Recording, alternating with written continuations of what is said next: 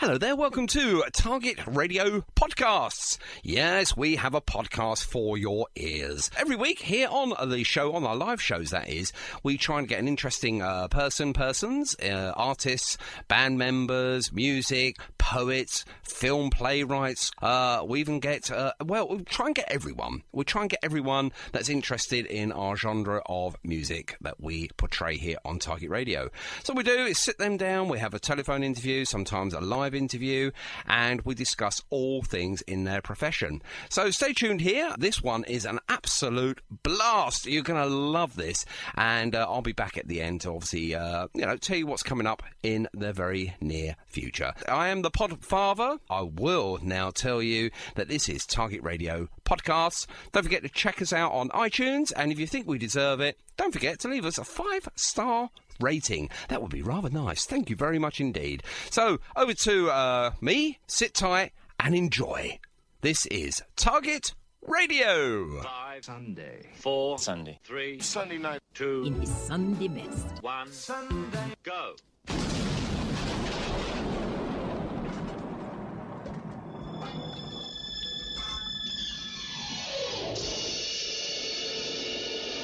You're only supposed to blow the bloody doors off. Dear God in heaven, please let this show go okay, with no major boobs or goofs, or is it goofs?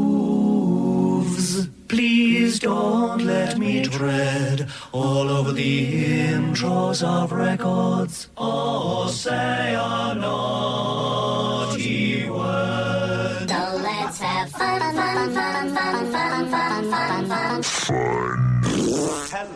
Hello, and welcome to the show. Hello,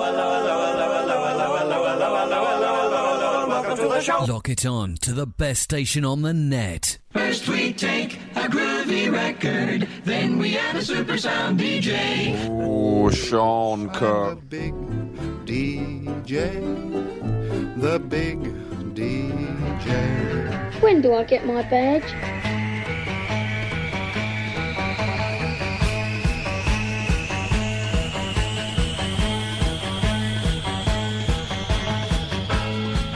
And a very good evening. Welcome. Well, how are you? Oh, good. I'm very pleased. The question is on everyone's lips this evening, has everyone had their COVID jab yet? I heard that all my audience was over the age of 80. Is that right? Woo-hoo-hoo.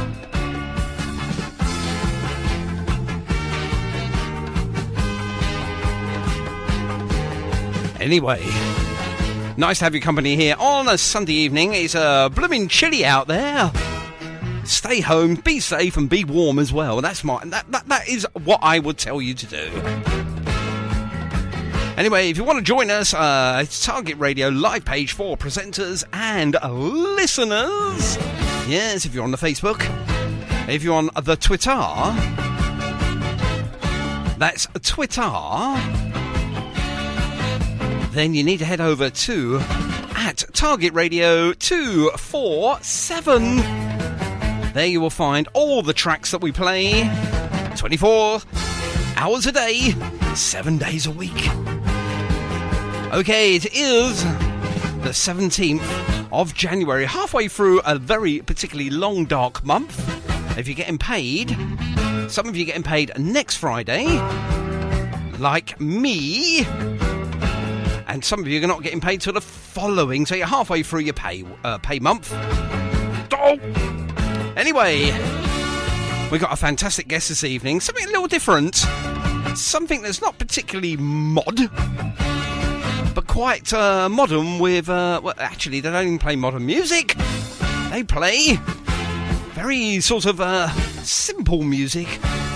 Played very, very greatly. Anyway, enough from me. We're talking about Sid Stovold. I think that's how you pronounce his name, but I know it's pronounced Sid. I'll get on first name terms with him if it kills me.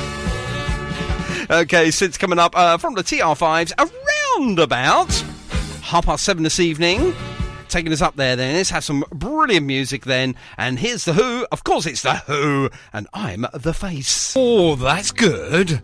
And we'll find out a little bit more about that. And, of course, the other track that I've got for the TR5's a little bit later after we speak to Sid.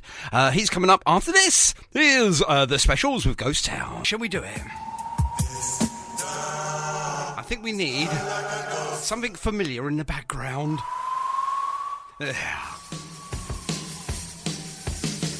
Okay.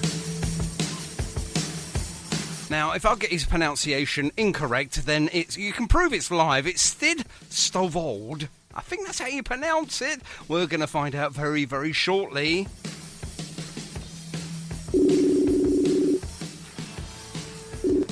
I think he's already there. My goodness me, he didn't waste any time. Sid, is that you, my friend?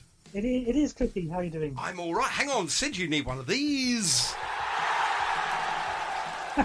Sid, they are all social distance and they're all wearing some sort of paper mask.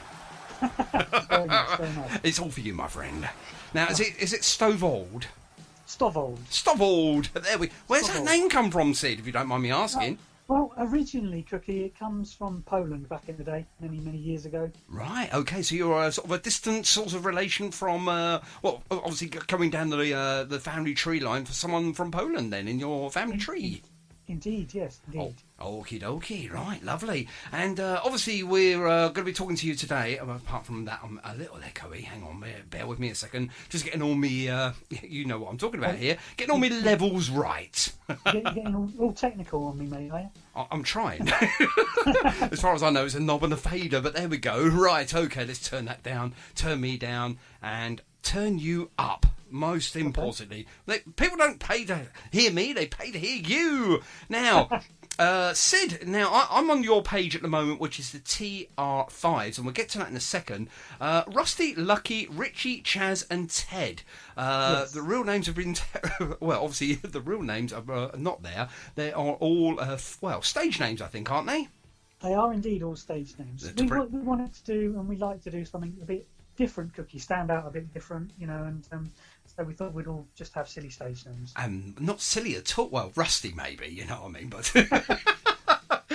now I think you are Lucky, is that right? I am indeed. That is my stage name, yes. There we go. Now obviously I'm just going to go through this and read this out to everyone that doesn't know about the TR5's. We just played one of your tracks just a second ago. Now you're a voice, acoustic guitar, electric guitar, double bass and drums, maximum skiffle roll, and from the dance hall days as well.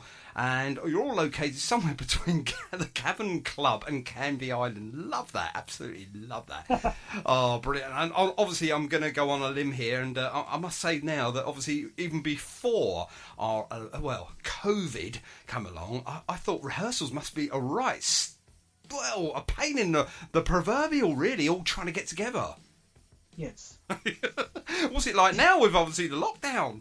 Well, it's even worse. But as you've probably seen on our Facebook page, Cookie, we've got a very good video editor in the band. Yes. So we've managed to stay really active because we can't do gigs, because we can't do rehearsals. Mm-hmm. We've been doing these lockdown videos. You know, we're all sort of recording bits at home, and then Rusty, our singer, she's a fantastic video editor. She's been putting those together. And, you know, when we first sort of went into lockdown, it was Richey, our guitar player, who said, you know, we need to do some videos. We need to keep our profile up because we couldn't gig, you know. So that's kind of what we've been doing. Because, I love it as well. Rehearsals have just not been happening. So. No, indeed. The Come Go With Me, I think that's what you're referring to, the latest track you've got. It's absolutely spectacular, ladies and gentlemen, and what I'm talking about is the video itself, first and foremost. It's really cleverly edited, and it's a delight to watch. You sort of start looking at it, and you can't take your eyes away from it. So, obviously, Rusty there, you know, as you say, a singer, she's very, very good when it comes to, obviously, editing your videos for you. Oh, so, absolutely. I'm glad you like it. You know, I'm just glad people in general, you know, it's... It's good. We wanted to sort of, like I said, keep our name out there, and it seems to be working. So, Absolutely, and I mean, obviously, at the moment, I can't see. I mean, I'll be honest with you. At the moment, anyway. So I'm just pressing a button there. At the moment, I just can't see. The lockdown being lifted this side of this half of this year. I don't think. Obviously, I don't know fully what's going on. Obviously, the vaccinations are running ahead at the moment, and like I said right at the top of the show, I think half my audience are over the age of 80, so hopefully they've all had it and we're all good. The other half, obviously, we've just got to wait and see. But of course, the vaccinations may be, bringing things back to some sort of normality by the latter half of this year. Hopefully, fingers crossed. Yeah, hopefully, but who knows when that means gigs will return. I mean, you're probably looking at summer, I would guess. Yeah, at the earliest. I mean, we've got a diary full of gigs, but every month I look at the diary, and I contact the people, and they're saying we're going to have to put it back. We're going to have to put it back. We're going to have to put it back. Yeah. So we just keep moving stuff back, but that's all we can do. Absolutely, and I mean it's horrible to do it. I mean, obviously, for a musician, obviously I interview a lot of musicians, and you guys do it because you love the music, you love doing what you do. It's not about the money; it's about the exposure. It's about getting out there on the stage and performing for 2 fans or 200. Yeah, absolutely. Yeah. And I know how much I miss live music, and I didn't go out every single week to watch live bands such as your own to go and play. And, I was sort of like, okay, I'll be all right. I'm not. I'm really missing it myself now. Really, really, oh, come on, I need something to keep me occupied. And obviously the videos are good, don't get me wrong, but they will never ever take place of or replace the live action, where you can have a no, they won't. You tipple and dancing on dad dancing at least to some favourite tunes, Yeah. I mean, we are a live band. We love playing live. We love gigging.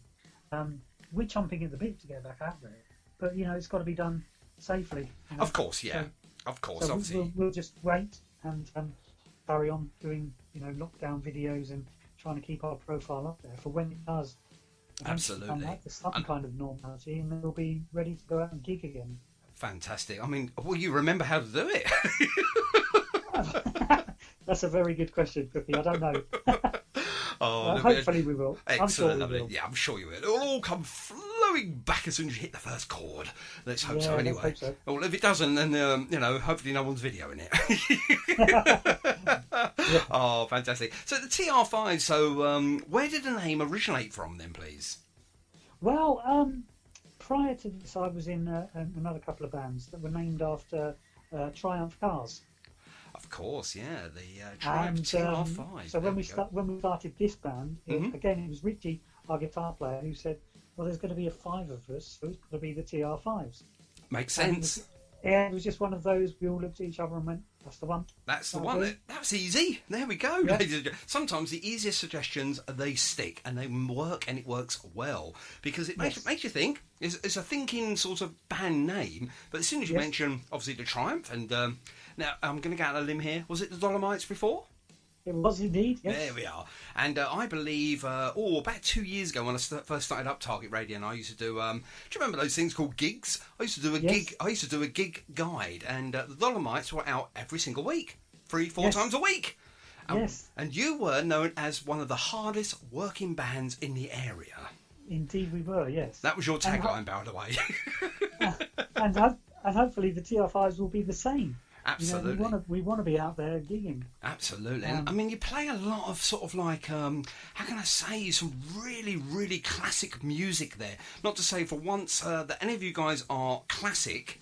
You guys really take off the skiffle, the sort of rock and roll, the 60s sound, the 50s sound. You've got everything there, haven't you, for a really maximum good evening? Yeah, absolutely. That's exactly what we wanted to do. We wanted to pick songs from an era. I mean, we all love this kind of era. I mean, my favourite era is kind of the skiffle into rock and roll era when, the Quarrymen went to the Beatles. Yes. And, when they changed over. That's my sort of era. I'm really big on that. Absolutely. Without skiffle, we wouldn't have had the Beatles, so let's be honest. Exactly right. And that's kind of what we wanted to do was that kind of stuff and play some songs that people know, but they don't know that they know them. Do you know what I mean? Because, Absolutely, yeah. Having played in bands for many years, you can pick all the really obvious songs. Yes. But we wanted to do some stuff that was a little bit different. And the stuff that we do is kind of designed, aimed for dance floors, so people can dance.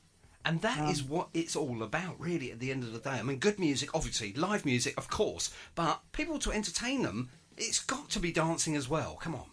It has. It has. There's no point in going there and going, well, I ain't going to get up and dance, but I'll listen to the music. I mean, each to their own, obviously, I'm never going to turn around and say, oh, well, if you don't dance, you're not enjoying yourself, because obviously you do enjoy live music, but I think for you, it's a visual it's a visual thing to show the appreciation from their side to what you're doing.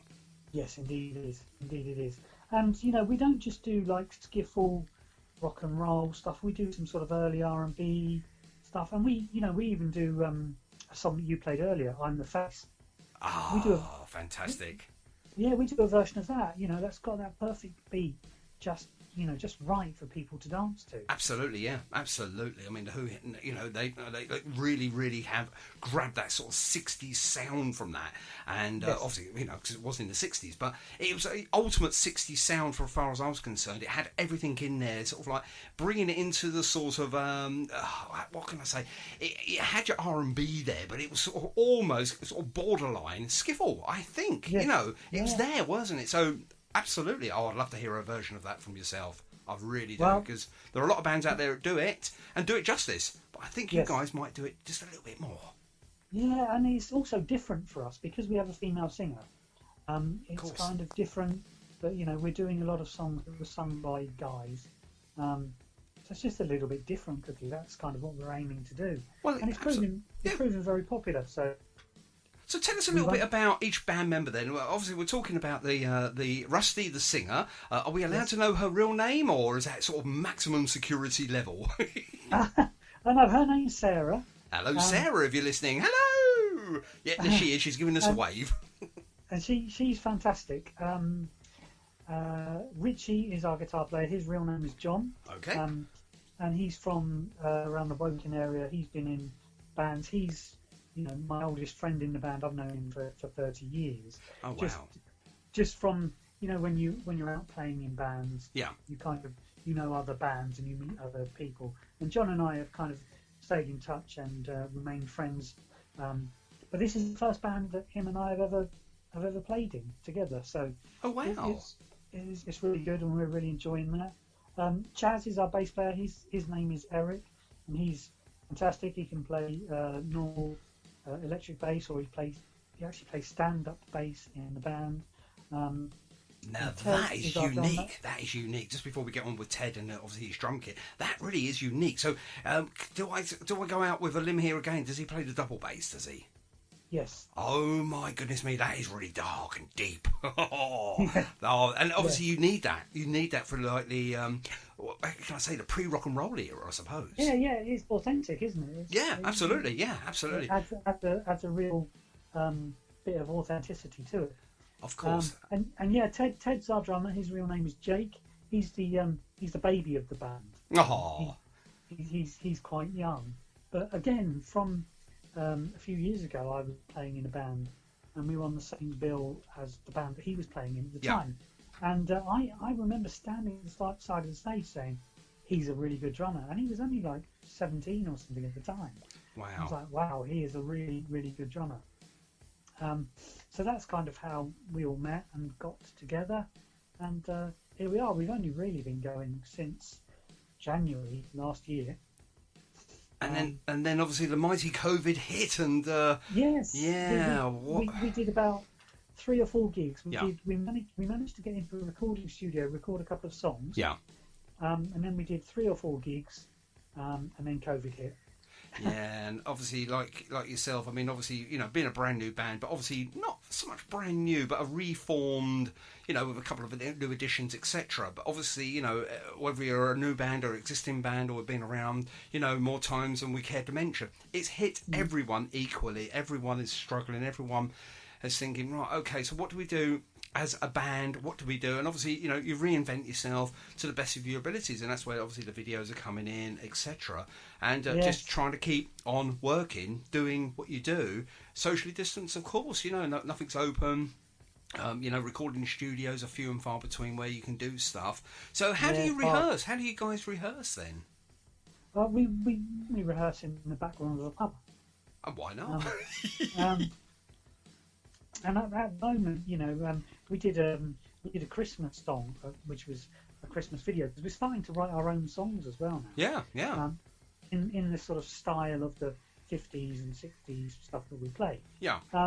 And we did a video for a Christmas song, and basically it was just Rusty came up with the chord pattern and the lyrics. She sent it to everybody over the phone, and everybody sort of learnt their own parts. So that's kind of how we're rehearsing, like that at the moment, you know, if you can call it rehearsing. Yeah, absolutely. So you're obviously all doing this sort of like stuff, but you're also doing it on your own as well, which must be very, very difficult, especially for, say, a bass player and a drummer, because obviously they work as your sort of engine room, don't they? They're your timekeepers as such. They work together, yeah. It's hard. It must really be hard. very, very hard. I mean, for a vocalist, obviously, I'm not going to take anything away from anybody, but from a vocalist point of view, they're the one that sings to the beat. Yep. You know, your guitar player, dare I say it, they can pretty much do anything they want. Yeah, they can, yeah. And I mean, obviously, you know, you play the guitar yourself. Now, when did you first realise that, I'm going right back now here, if I may, Sid, when did you first realise that music was your thing? Wow, now you're really asking me. Yeah. Probably when I was about 8 years old. Oh, wow. My dad was taken ill at the time, and I kind of he had kidney failure. Okay. And he had to have dialysis, and then later on he had a transplant and stuff. But at the time, I was 8 years old, and it was very worrying. And I kind of got lost in music. Yeah. You know what I mean? My dad had a few vinyl records which he gave me, and I started buying some more out of my own pocket money. And I just really sort of, I don't know, just used to lock myself away and just listen to music. Music became my thing. Yeah, lose yourself in the vinyl as such, as they say. Yeah. And then, you know, then as I got a bit older, sort of 13, 14, I bought myself a guitar, and I thought, you know, this is what I want to do. I love music so much. I love all kinds of music. And I particularly love playing it. I love entertaining audiences and getting out there and seeing people dancing and smiling and having fun. So yeah, you know, music has been everything for me since I was about 8. Wow, indeed. And who taught you to play, or were you sort of self-taught?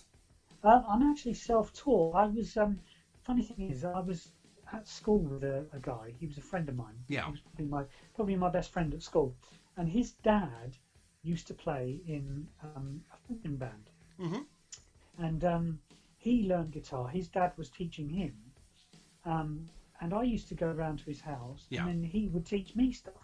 So we would kind of learn together, you know what I mean? His dad was teaching him chords and riffs and things. Yeah. And I'd go round there and we'd jam together and sort of learn a few different things off each other.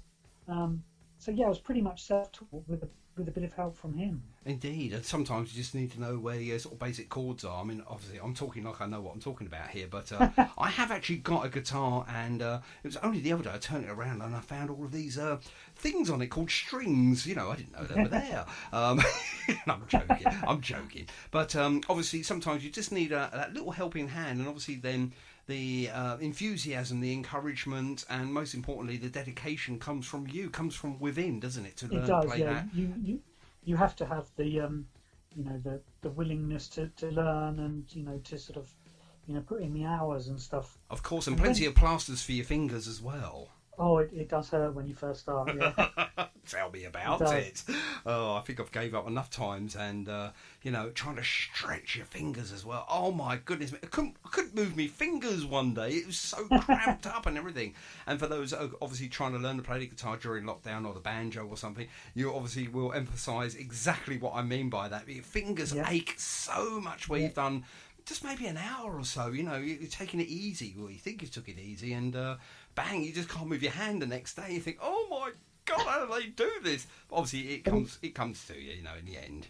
It does, yeah, it does. It gets better once you get through that part. Yeah. It does become easier, but yeah, to start with, it really does hurt. Now, obviously, if you choose to be a bass player because you think to yourself, hang on a minute, it's only 4 strings, less for you to learn. Wrong, because the strings are so much thicker and they hurt even more. Yeah, that's harder, yeah. Yeah, there's no way around it. So if you want to do the guitar, you've got to hit that pain barrier, as they say, the wall as such, and then you've got to go through that wall and it'll come out the other end. Honestly, you'll start to smile. I think you will, anyway. So, yes. Oh, fantastic. And particularly when you get out and gig.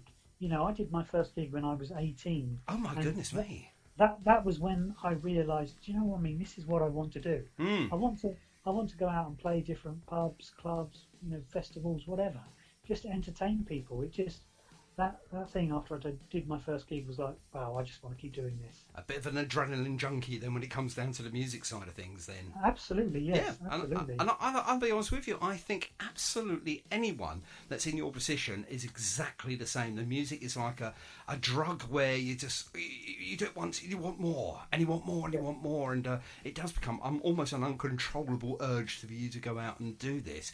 And I really, I'm so sympathetic with every single musician that's out there at the moment, struggling with the lockdown, struggling. Obviously, some of them are really struggling financially, where it's their only income, and most importantly, struggling because they really miss doing what they love to do. And from an audience point of view, we miss you guys as well. Out there doing stuff for us.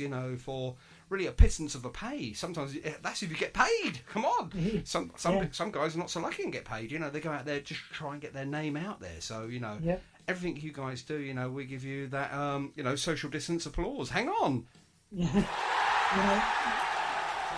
And I think you all deserve that, because, without you guys, we've got, it used to be the 10 pence jukebox. I think it's gone up now with inflation and things. But, you could listen to, you can have a pint at home and listen to music on your radio or whatever. It's better when you see you guys playing live. So, hopefully, it's not the same to listen to music at home. Of course, I love music. I've got a room full of records and CDs and stuff. I love it, but it's not the same as being a live gig. It's not. No, absolutely not. Absolutely.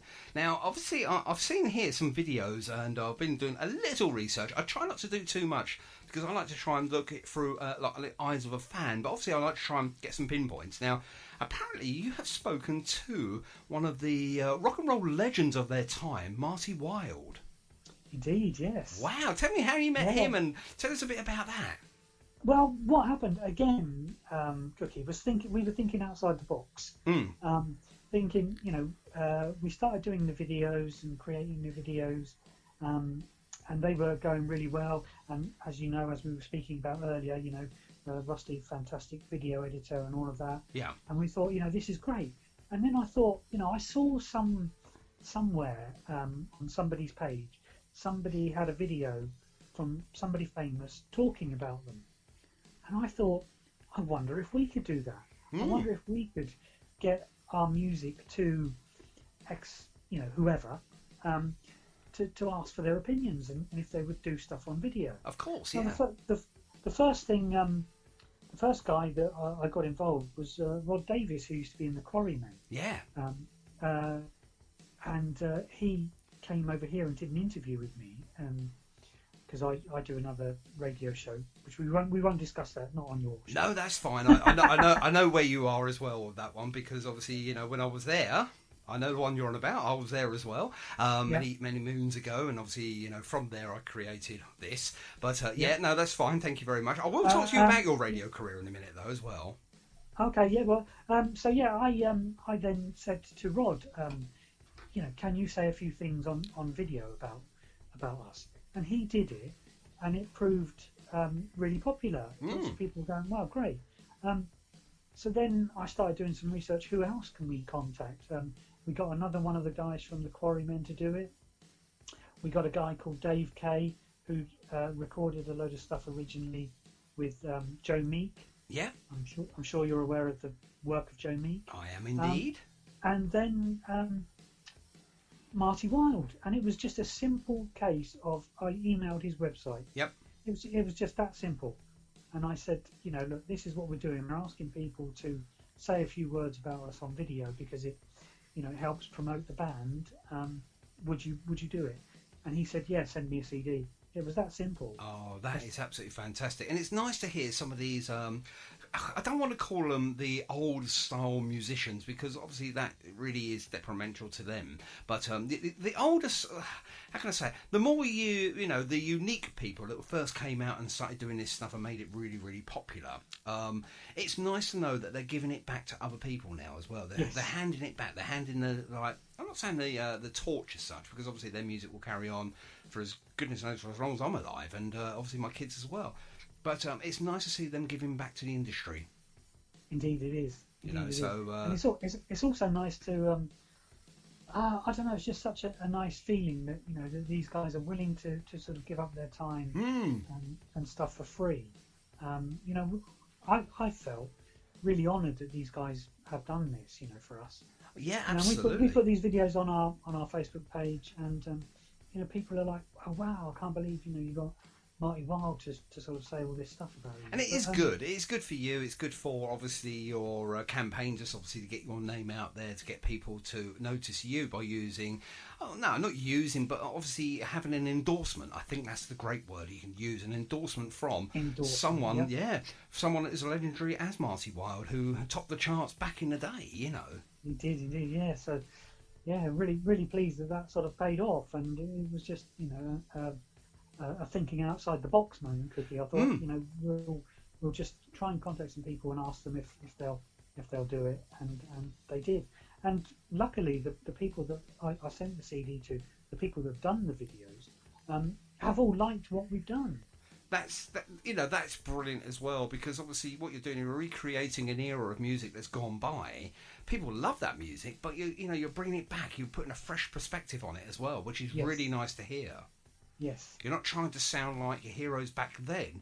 You've got the music there, but you're sounding fresh as today, which is really, really quite a unique way of doing things as well. So you've got the music, but you sound so much up to date with it. Brilliant, absolutely fantastic stuff. The five of you have really gelled, well together. How long did it take you before you realised that the five of you have gelled and you were sort of like, without one of the others, you wouldn't have the TR5's? That came about really quickly, actually. Rusty was the last member to join the band, but when she joined the band, it was just quick. It was just like, yep. This is it. You're there, yeah, absolutely, you're there, and you just know it, don't you? I suppose it just sort of clicks together, and you think, there it is. The final piece of the jigsaw, as they say. That's fantastic. So, obviously, you've been playing guitar since about the age of 8, self-taught mostly. And have you had any catastrophes live on stage? Come on, tell us one of your nightmares. What's happened to you that you think, oh my goodness me, never again. We took precautions or whatever. So, go on, tell us one of your embarrassing situations. Oh dear. Well, let me see. Well, I can remember playing a pub in Alton once. Yeah. And luckily, it wasn't a very high stage, but I like to move about quickly, like to have a bit of a dance and enjoying myself. And I was quite happily doing that, and I tripped over my guitar lead and literally went face down. Oh no! Off the front of the stage. Oh my goodness me! Luckily, the stage wasn't very high, but it was one of those kind of get up, dust yourself down, and sort of, pretend it never happened. Absolutely, even though everyone's videoed it or something like that. So, well, no, luckily this was pre-mobile phone, so nobody videoed it. Are you very wary now, obviously, with your guitar lead and other leads that are on the stage? Because obviously, leadless guitars are probably a very good idea these days. But well, actually, I have gone wireless now, so yes. Yes, indeed. So you can do your hopping around and skipping about, and all that stuff that, shall we say, Pete Townsend's very famous for hopping around and acting a buffoon, and he still does it even now. To be fair, I mean, maybe a little slower these days, and maybe that is my stage act. There it is. Oh my goodness me, that would have been a classic to see as well, because I think we all laugh at everyone else's misfortune, but at least you got yourself back up, and it wasn't a high stage, as you say, so it was more we carried on. More embarrassing than anything else. The band carried on. A couple of people in the audience came over to check I was all right, and we just carried on. Absolutely. Carried on. There we go. The true professional, ladies and gentlemen. Fall off the stage, but carries on playing as he hits the deck on his face. Face plants outside of the stage area, and carries on playing. And then, did you miss anything at all? I probably missed a couple of chords. Of course, you needed both hands to get yourself back up on the stage. Exactly, yeah. And it's good when you're part of a band. Obviously, I'm not saying you hide, but obviously they can compensate for that and anything else that happens during the course of an evening, I suppose. Yeah, they can. Yeah. So, have you done any solo work yourself, or you've always been part of a band, Sid? No, I've always been part of a band because I'm not. I do backing vocals and stuff, but I'm not a particularly great singer. So I can't really sort of do stuff on my own. And I much prefer playing in a band because you've got people to bounce off. And fall off it over, and people can pick up the slack when you're falling off stages and things like that as well. Yeah, absolutely. But yeah, I love that thing that that camaraderie, that bonding, where we're all on stage, we're all looking at each other, everyone's on the same wavelength. We're all having a good time. Yeah. And it's like being part of a game. Absolutely. And I suppose it's a bigger sound as well, because obviously there's more of you, and you're going to get that bigger sound. So from that perspective, you get your solo artists that play an acoustic or an electric guitar and have maybe some backing tracks or something like that. They sound good, don't get me wrong, and I do love a solo artist, especially if they play acoustically. But sometimes a band, you just get a fuller, richer flavour of music as well. So you've got everything there, haven't you? Playing on your own, being solo like that, is very exposed. Oh yeah, you're very naked out there, aren't you? And if you fall off the stage, there's no one to back you up, is there really? No. Apart from the audience, maybe just singing along until you get yourself back up there and things like that. But now I've heard you doing some backing vocals as well. Again, like I said, I've done a very limited amount of research, and I must say, your dulcet tones are rather good. They accompany Rusty's voice marvellously there, because I think she needs a little bit of a, shall we say, a gruff the voice, a male voice in the background there, and it's good. Again, you're bouncing off one another really magnificently there. Yeah, that's what we're trying to do. Absolutely. So tell us a little bit about, obviously, our lead singer then. So, Rusty, how long has she been singing for? I think she's been singing for like a long time. She was, before joining the TR5's, she was in a band that played kind of soul and funk stuff. Oh, okay. She loves all the 50s and 60s stuff. Yeah, In the other band that she was in, they had like 2 or 3 different singers. Yeah. So she wasn't the main sort of focal point. She wasn't the main front person. Yeah.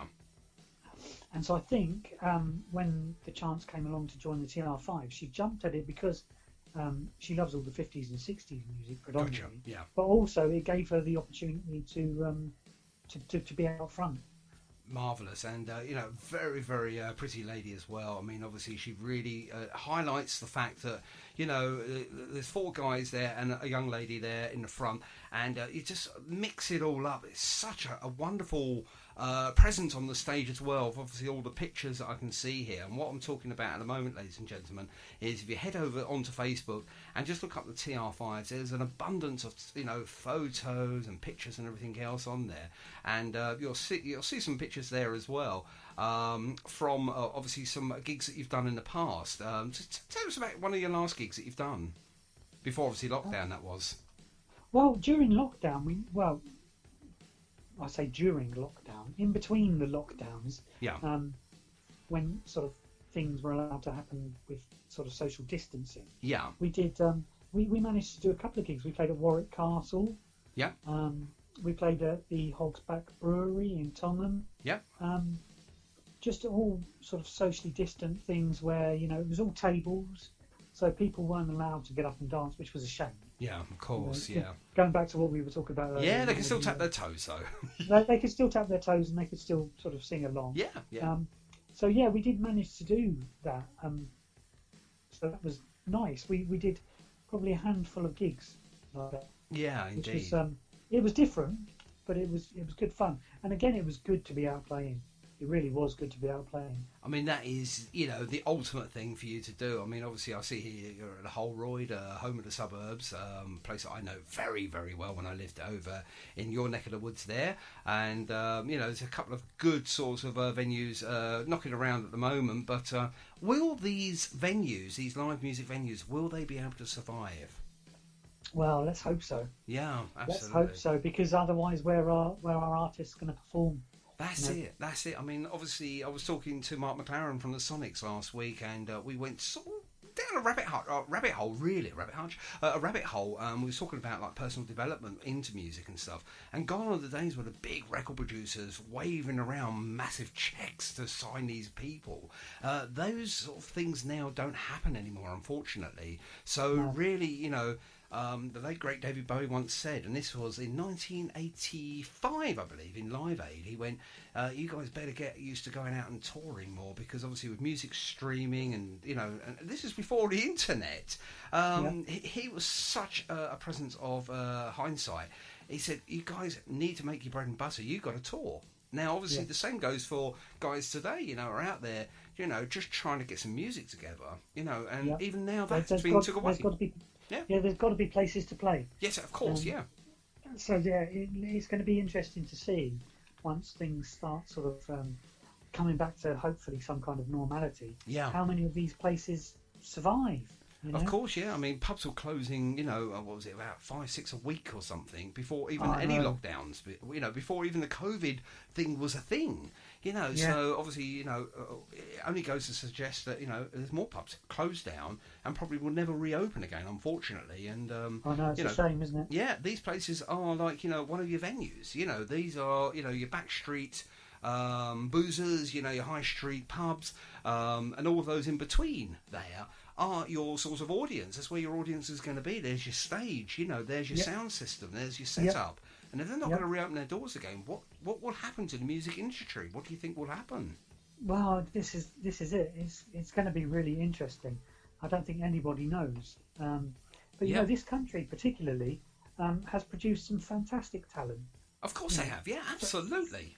For many, many, many years, and a lot of bands, musicians and stuff start out right at the bottom. If there's no places at the bottom for people to play, no, I don't know what's going to happen. I don't know. I've got an idea. There'll be a way, I guess. Yeah, because, I've got one idea. Okay, I'm not sure if it's been done before, but what about in the back of a lorry? Well, that has been done before, but yeah. I believe that was done back in pre-Beatles, and there we go. I'm saying no more. The Quarrymen did that, yes. I know. But going back to what we were saying earlier, Cookie, they're doing the videos, thinking outside the box. If it comes to it and so many places are closed, it'll go back, in my opinion, it'll go back to almost like the punk era, where people were putting on shows in scout huts or things like that. Live music has to be out there somewhere because, even like you said earlier, you're missing it. There's a lot of people just really, love live music.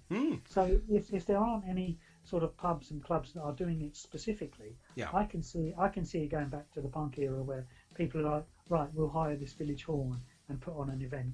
Because the village halls will remain there, because obviously they're owned, independently by the villages, and local sort of councils and things. They don't need, village halls don't necessarily need huge amounts of money to keep going. So. No, they don't. No, absolutely. We've got one at the top of our road, and that's always been closed as far as I know since I moved here in August of last year. It's always been closed, and the pub next to it, that's been closed since obviously lockdown. It's never reopened. Whether it opens again, I don't know. Whether the community centre or the village hall, whatever you want to call it, will that open again? Again, it's all unknown at the moment. But if they do, that's where you guys and everyone else out there that wants to go and do some live music needs to be. I think because sometimes I don't know if the pub's going to open up the road or around the corner. It depends because there's so much more to a pub. With the alcohol, the drinking, obviously getting people in, then the overheads, and so on and so forth. It's very, very difficult. But as you say, with a village hall, a village pub that don't serve alcohol, they can if they want to with a license, this, that, and the other. But primarily, they're a village hall. Yes. So they don't open up to the public as such. but they open up to the public for other things like venues, jumble sales, bazaars, and all of those sort of things. You expect to see in the village. And you can hire them. You can hire them for peanuts. Absolutely, I can see that. I can see that happening. But maybe they won't have alcohol licenses or whatever, so I don't know how people would get around that. But I can see that sort of thing happening. Yeah, and of course, the Great British Weather. Obviously, we might be performing under sort of like marquees again and tents and things like that because yes. Can we really rely on the good English weather that it's not going to rain? And obviously, your amps are going to be plugged into something that might be. Well, I'm not saying no more than that. So moving forward, then obviously that's something that we are looking forward to. Hopefully, that all the venues are going to somehow survive this awful year-long, really catastrophe so far. Fingers crossed. Absolutely. The one thing I would say though is just before we leave this subject for good, is that for me, and I'm just speaking on behalf of me now. The worry is, when will it be safe, and how can we trust that social distancing, remember those things we used to have to shake people by the hand and pat each other on the back and have a hug and do man hugs and things like that. When will it be safe again, and who says so? And will you be able to rely on the science that everything's gone back to some sort of normality? I don't know about you, but I'm a little worried. I'm not saying, everything's going to be fine overnight and it's going to take time. But for me, I'm a little bit, I think I might wait and see other people are doing it before you start doing it yourself. But who's going to be the first one to brave it?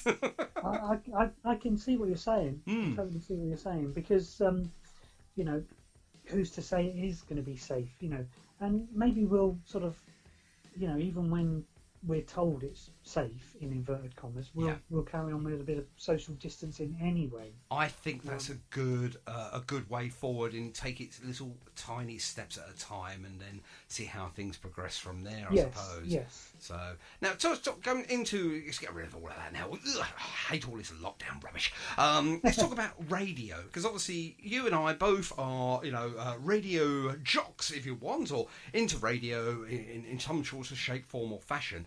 And you do something that one of my great colleagues, Mike Thompson, does. Your love of the Beatles, sir. Yes. Now, obviously, I have a show. You have a show. We won't mention the radio show, but obviously, if people find you on Facebook, they'll know where you are. Yeah, I have a show all about songs that are related to the Beatles, or been covered by the Beatles. I'm a Beatles fanatic. I love them, and again, this came down because of lockdown.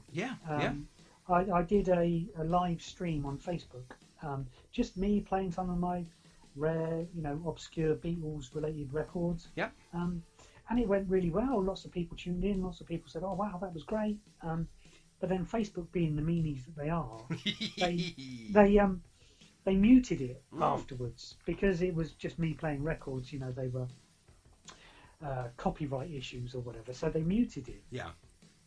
So people couldn't go back and listen to it, and I was like, "Oh, that's a shame." I really enjoyed doing it. What should I do now? And several people said, "Well, why don't you do a radio show?" I was like, "Wow, I'd never really thought about that." Luck would have it, I contacted a couple of people who were like, "Yep, we know what you do, we know what you're about.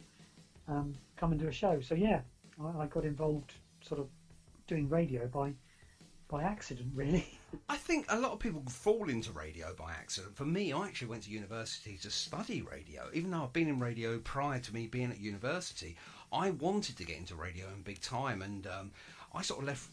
Obviously, as a mature student, or well, age-wise anyway, mature. I left the university with a degree in radio, broadcasting, etc. Thinking, I'll just go and knock on a few of the big boys' doors and things like that, and I just open up doors and say, "Hey, come in, take over from the breakfast show," and things like that. And obviously, the more knockbacks you got, the more disheartened I got with radio, and I thought, really, they want all of these so-called celebs or B celebrities or Z-listers, whatever you want to call it, into radio. For me, I think radio's about, me putting a voice together, me speaking to, one person or 101 people, but to play good music and entertain people. For you, obviously you have a passion of the Beatles. How did you feel when you first sort of like went, right, okay, I'm going to do a live radio show? What was your feelings? How did you feel? Well, just a bit sort of nervous, but I think you kind of have to rely on your own sort of knowledge and stuff. Yeah. I have huge knowledge about all this because I'm a real geek, and and I think if you have that kind of knowledge, you just have to have belief in it, and it just sort of comes out. It's like I'm not trying to explain COVID or whatever. I'm just talking about Beatles records because I know about Beatles records. Yeah, absolutely. And it kind of felt natural to me because I thought, this is just what I know. Yeah. So it just sort of comes off the tongue, and there we go. That's Well, that's fantastic. I mean, to hear, because obviously, I think once you play your first track and do your first intro, and then I think really it becomes easier. Take the technology part of it away and all your faders and this, that, and the other. I mean, obviously, for you playing in front of a live audience, you can gauge what's happening by looking at your audience. But when it comes to radio, you have no audience. It must be, a totally different concept when it, to the two, totally north and south, aren't they? It? I mean, how do you know how many people are actually listening? You don't. Well, you hope that one up there means 1 million, or it actually just means one. Yeah.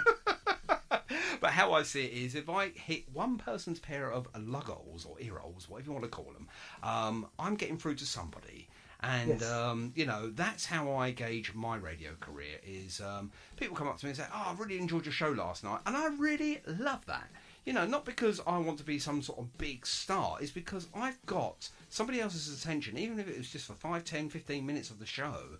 And they've really enjoyed, A, what I've said, and B, what I've played. And that, for me, really makes it worthwhile, Absolutely. So that's how I gauge it. And I don't look at numbers to a point of, even though now I own and run my own radio station, I look at it as an important decision that I want to do as a hobby.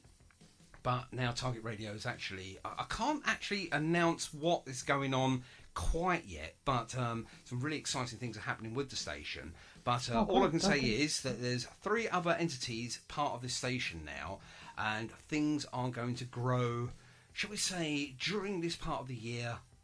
Excitingly, there we go, that's the word. Things are going to get really exciting here at the station, so obviously, keep an ear out for that, because obviously it's all about the Unsigned Band, it's all about you guys out there. Doesn't matter what sort of music you play, unless it's obviously very, very hard hip-hop or the later incarnation of R&B, which we don't really touch, with all great respect to those artists that are doing all of that. It's just not what we play here on the station. But your music, Sid, is something that we are really interested in, because I think to do what you do, you must have a real passion for the music side of industry, the side of that industry, and Absolutely. to recreate it, but to put a modern twist on it as well. Fantastic, Absolutely fantastic. So, jumping from radio back into what you do and do really well is your music. But jumping back to radio one more time, you ever thought about maybe doing a radio show with skiffle and rock and roll, or do you already do that? Well, I do already have a rock and roll show on a different radio station. I know, that's where I was leading you down. So yeah, I'm way ahead of you there. Excellent. And how's that working for you as well? Doing sort of 2 different radio stations and 2 different radio shows, and they're completely opposite ends, really, aren't they? I mean, from the Beatles to sort of the rockabilly, skiffle type music that you obviously do yourself, playing somebody else's music as well. Again, it goes back to what I was saying earlier, Cookie. It's all about the love of music, and people know that I love music, and they know I love all these different styles of music. Yeah. So hopefully when I'm broadcasting and doing radio shows, that's coming across. Yeah. And so it seems to be going okay. That's again, that is exactly what I would say to any sort of radio jock, if you like, radio presenter, that if you're passionate about the craft, if you're passionate about the music that you're playing, and you really have an invest into that music, you really enjoy it, it's going to come through when you broadcast it. You've just got to be yourself. And I'll always say, and here's my tips for being a top radio jock: be yourself. Absolutely, be yourself. There's no point in putting on a really funny voice like this, because then when you're walking down the street and someone comes up to you, "Hey, you were on the radio last night?" You've got to think, right, what voice did I use? Oh, yes, it's me. Hello. You've got to be yourself, Sid, haven't you? You've just got to be yourself. Yeah. And when you're playing music, hopefully, when I do it, it comes across that that I'm a geek. I love music. I know a lot about music, and that's my thing. That's where I'm from. And I think it comes across. And I mean, your enthusiasm, Cookie, comes across massively. Oh, thank you. And your knowledge of music comes across as well. Your knowledge of music, especially when it comes to the Beatles, because I did happen to hear a snippet of what you were doing. Not so much the music, but your how can we say, your introductions, your outro, obviously when the music's finished, and how in love with that track you were. And it's like, almost like listening to almost like a childlike man.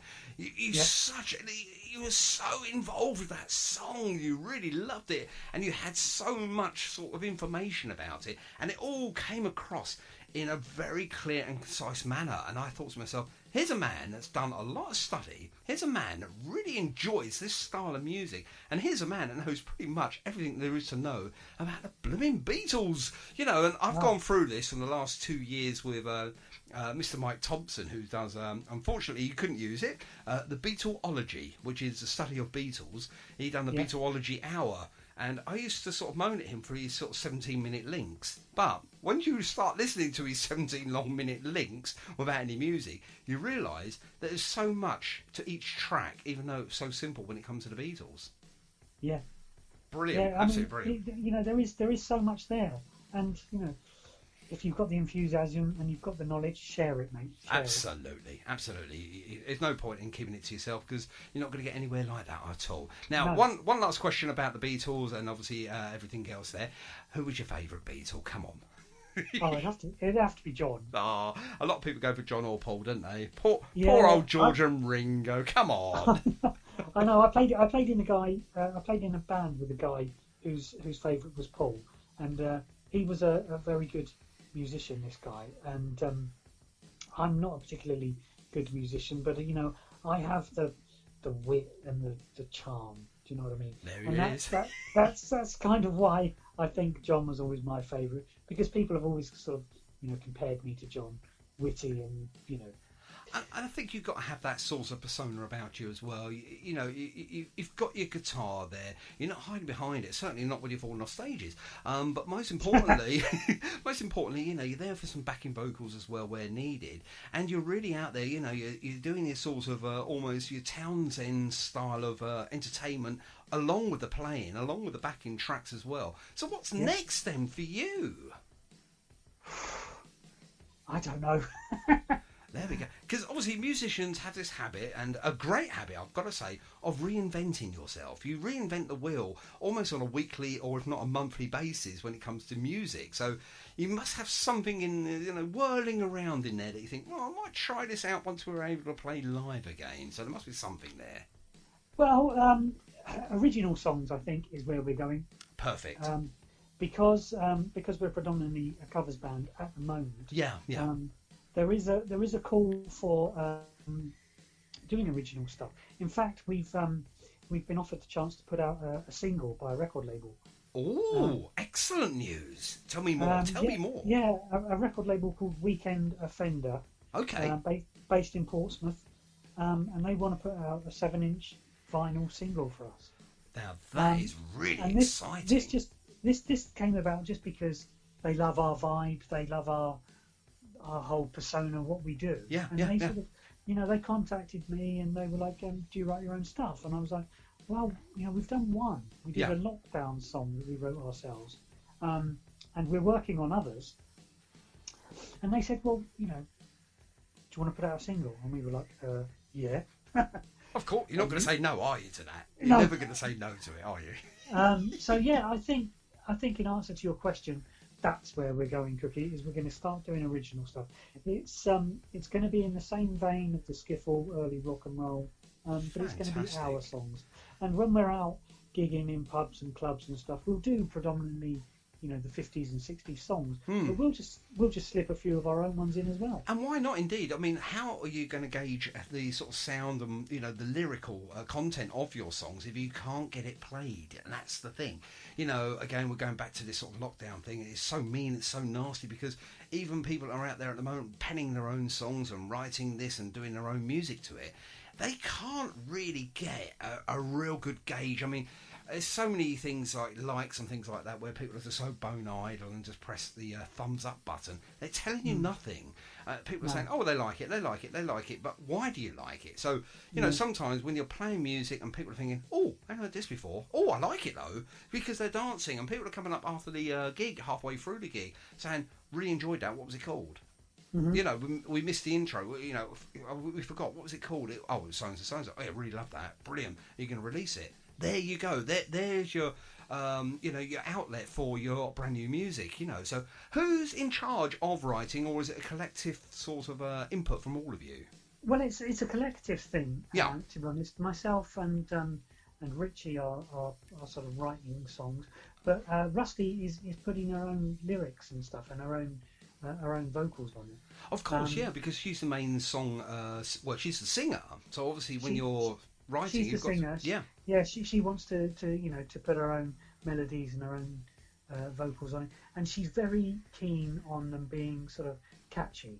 The two, well, I say one. We did one original song and we did one Christmas song, which we wrote ourselves. Yeah. So count that as two, and both of those songs have been received as being really catchy. People are like, oh, I can't stop singing it. I can't stop singing it. They hear it once and they're like, I can't stop singing it. I can't stop singing it. And that's what you want. Yeah, Rusty's very big on the songs being really catchy and sticking in people's minds. So that's what we're going to hope to do is put out a single that will be like that. And that's going back but obviously, to we can't get into a recording studio just yet to record this single. No, indeed. We will do. I know you will, because obviously I can hear it in your voice. The determination's there. You're just, just waiting for the starting pistol to go off, and then that's it. You're going to be going all guns a-blazing and getting in there and getting this, this 7-inch single finalised and done. I can hear it. I can hear it in your voice. You're just itching for this green light to go off. Absolutely, we are. Absolutely. Yeah. So when you go back to catchy singles and everything, I totally agree. I mean, it's something that previous artists that I've spoken to on here, they all refer back to the Beatles. I mean, all music started from the Beatles as far as most musicians. Yeah, most musicians would totally agree with this. But most of the Beatles songs, very early Beatles anyway, and I don't need to tell you this, were all catchy, simple songs. Really catchy and really simple, yeah. And I think sometimes if you overthink something, then there's no point in doing it. Just go with what you think. Go with your heart. In bands. Yeah, I've played in bands where people try and overthink things. And you just think, well, why don't we just do whatever's catchy? I mean, for goodness sake, She Loves You, yeah. I mean, what a great opener. And it worked. Yeah. And it totally worked, didn't it, really? Let's be fair. Totally. You don't need to put, ninth, diminished, suspended fourth chords in there. Do you know what I mean? No. It's just got to be catchy and stick in people's minds. I mean, I Want to Hold Your Foot does not work, does it? But I Want to Hold Your Hand really does, because obviously it's about a boy and a girl, simpler times, walking down the street. There you go. There's your song. It's nothing deep. There's nothing dark. There's nothing, psychotic about it. It's just a simple boy meets girl, fall in love, want to hold your hand. Wow. Yeah. There you are. And that is why they were so big in a very short space of time, but they weren't around that long either. No. In all respect of the Beatles and everyone that follows the Beatles, what was it, 7 years or so?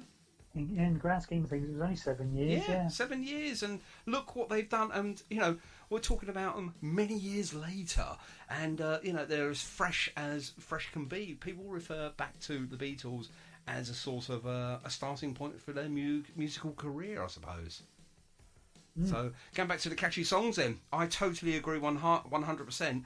I do not like songs, personally, with loads and loads and loads of lyrics that you'll never, ever, ever get every single word.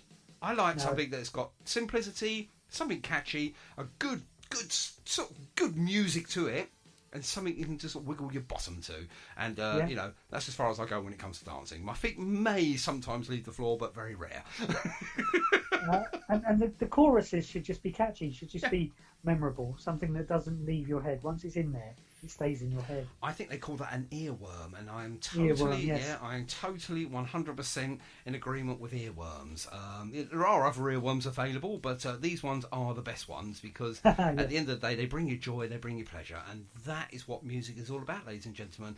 If you didn't know that by now, then, oh my goodness me, where have you been all your life? Because music should bring you some sort of feeling, happy mostly. Sometimes, stirs up some bad memories as well. But generally, I don't think the artist really wants you to have bad memories. They want you to have good, clear, and happy memories to their music. And that's obviously, that's not what they're trying to aim for. But I think you guys, from what I can hear is you're all about having a good time and getting people up to have a good time.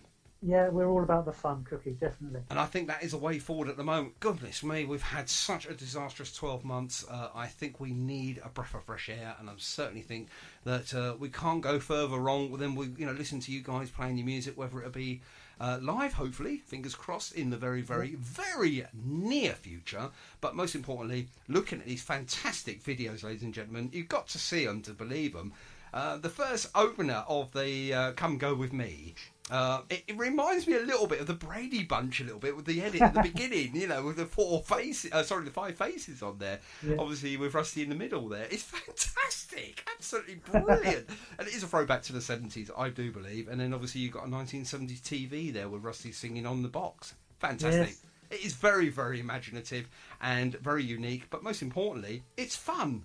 It's fun. That's the main thing. And that's all I'm going to say on that matter. Now, obviously, if people want to get hold of you, obviously for future dates and things like that, how do we do it, please, Sid? Well, go to our Facebook page, look for the TR5's on Facebook, or you can email the TR5'sband@gmail.com. Perfect. I couldn't have done that better myself. There we go. And obviously, we spoke a little bit about the future there. So hopefully, ladies and gentlemen, there could be a black thing running around on your deck, or record player, as we like to call them from our age group anyway, saying the TR5's. And any ideas of the name of the song yet? Or is that clearly going to be a secret at the moment?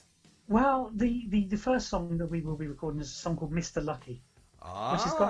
Which has got absolutely nothing to do with the fact that my stage name in the TR5's is Lucky. And I believe you 100%. Not. No, fantastic, Sid. That is brilliant. Have I missed anything out so far, though? Because obviously we're going to get you back, hopefully at the latter part of this year, hopefully to see how you guys are doing. And of course, obviously catch up with in regards to the, hopefully, fingers crossed and everything goes well, with, of course, the 7-inch single. So we're going to get you back. But have I missed anything out so far?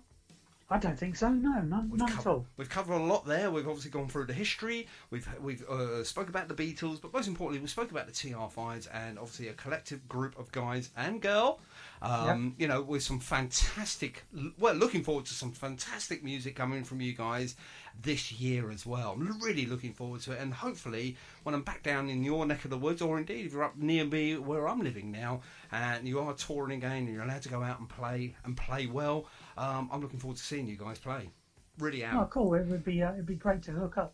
Will do indeed. Yeah, hook up and meet up. Yes, we might be having a meet up without obviously getting our measuring tapes out and looking at 2 meters. I mean, heaven's sake, we've left Europe. Can we go back to feet and inches now, please? I grew up with feet and inches. Come on. Yeah. And my wife said the other day, and I'm going to leave you on a high here. Snicker bars. Can we start calling them marathons again? I remember when they were called marathons. Those were the days. Those were the days indeed. Sid, I'm going to give you one of these, my friend. This is called a social distance round of applause. And I'd just like to say thank you very much indeed for jumping on this evening. You've been a wonderful guest, and it's brilliant. Lovely talking with you, my friend. And we'll catch up soon. You're more than welcome. Thank you very much. And here we go. This is all for you and the rest of the band. Thanks, mate. Oh, that is absolutely fantastic. There we go. Sid from the TR5's. You've been wonderful this evening. Thanks, Sid. All right, cheers, mate. Cheers, buddy. Take care of yourself. And, of course, take care of the band there. And good luck for whatever happens to you and obviously the rest of the band in the future. We'll speak to you soon. There we go. Sid there from the TR5's. Absolutely fantastic. And really enjoyed our chat there so much. I think we've got to play this, haven't we? The Kinks there with Till the End of the Day. Oh, cookie. Yeah. We really love that cookie. Oh, thank you. So after that one cookie, me make 2, then 3, then 4. Yes. Cookie, me no longer just a rookie. Cause once me ate one